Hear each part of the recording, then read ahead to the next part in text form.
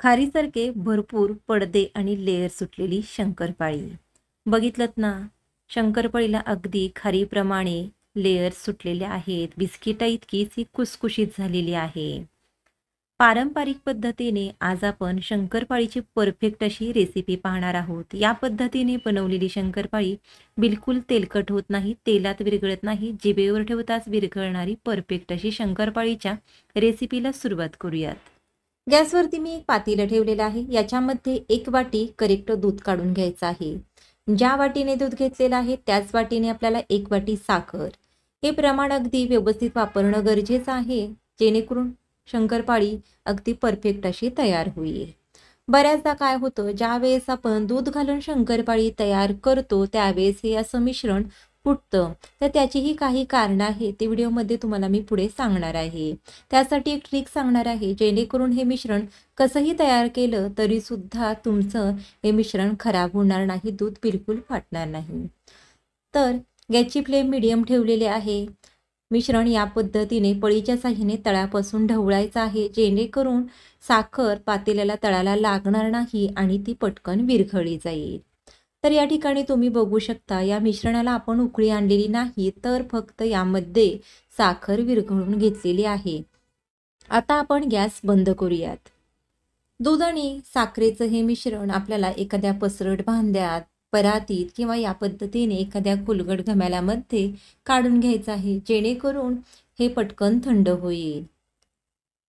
तर या ठिकाणी यानंतर आपल्याला वापरायचं आहे तूप. तूप घेताना 1 वाटी करेक्ट तूप घ्यायचं आहे आणि तूप मी वितळवून घेतलेलं आहे. घट्टसर तूप घ्यायचं नाही, नाहीतर काय होतं, तुपाचं प्रमाण जास्त होतं आणि शंकरपाळ्या तेलात टाकल्याबरोबर विरघळतात.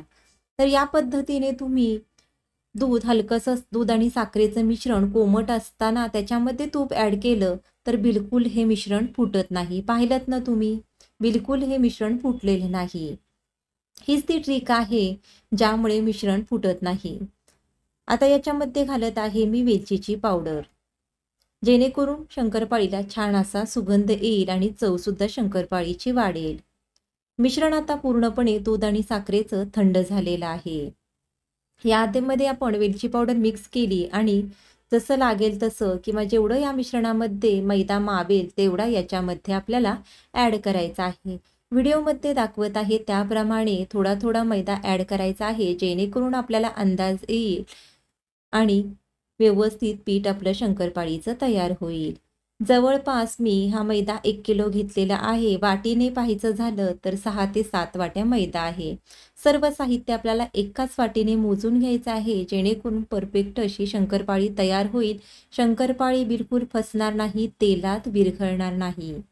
शंकरपाळीचं पीठ मळताना रेग्युलर चपातीसारखं दाब देऊन पीठ मळायचं नाही. अगदी हलक्या हाताने हे मी पीठ मळून घेतलेलं आहे आणि पीठसुद्धा तुम्ही बघू शकता, अगदी दगडाप्रमाणे कडक नाही, छान मऊसूद असं पीठ आहे. तर या पिठाला आपण रेस्ट न देता लगेच शंकरपाळ्या तयार करायला घेणार आहोत. त्यातील पिठाचा एक गोळा घेतलेला आहे. पोळपाटावरती ठेवून या पद्धतीने तो आपल्याला लाटून घ्यायचा आहे.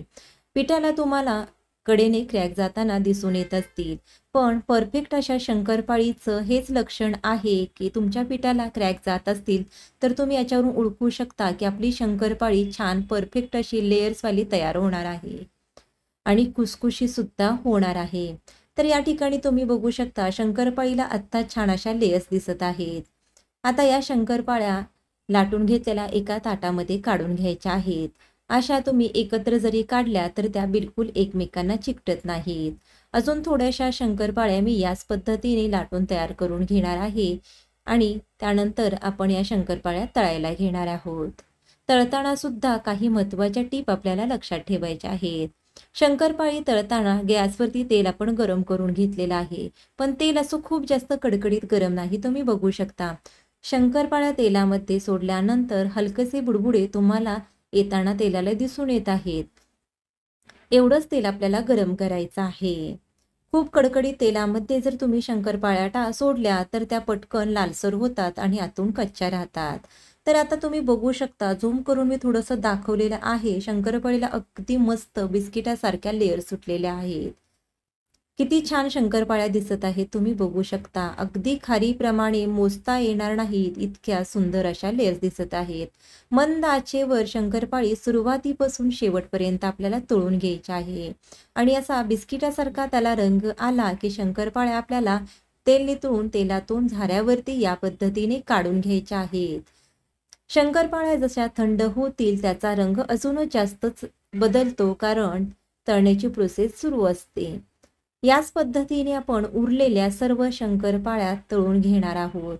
तळतानाच्या सुद्धा काही महत्त्वाच्या टिप्स तुम्हाला सांगितलेल्या आहेत. तर या सगळ्या टिप्स तुम्ही लक्षात ठेवून शंकरपाळ्या नक्की बनवून पहा. गौराईच्या फराळाला दिवाळीसाठी तुम्ही या शंकरपाळ्या नक्की बनवा. आज तुम्हाला 1 किलोचं अचूक प्रमाण दिलेलं आहे.